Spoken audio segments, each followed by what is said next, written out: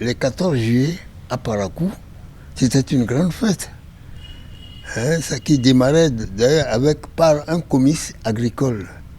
Un comice agricole, d'abord la veille, il y a la retraite au flambeau, exécutée par les gardes de cercle et puis les anciens combattants. Et le lendemain, le dépôt de gerbe au monument aux morts, puis suivi de jeux, de divers jeux. Bon, c'était une grande fête, hein.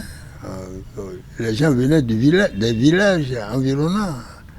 C'est plutôt le jour de la libération de la bâtie. Donc, et ça joue pratiquement. On fait les mêmes manifestations que pour le jour de l'indépendance.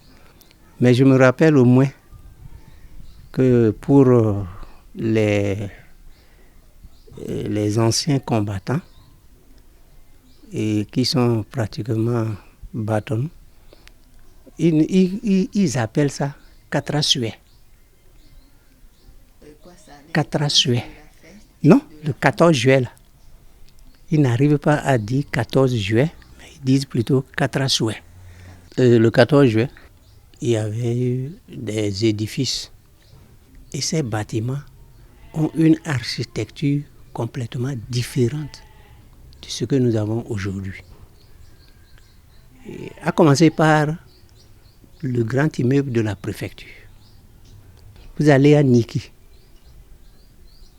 Vous allez prendre la résidence même du maire.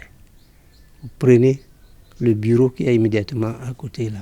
C'est un bâtiment du temps colonial. Si vous voyez même les architectures automatiquement, vous savez.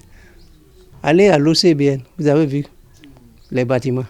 Ce sont des bâtiments du temps colonial qui, curieusement, résistent et concurrencent la vie de nos bâtiments modernes.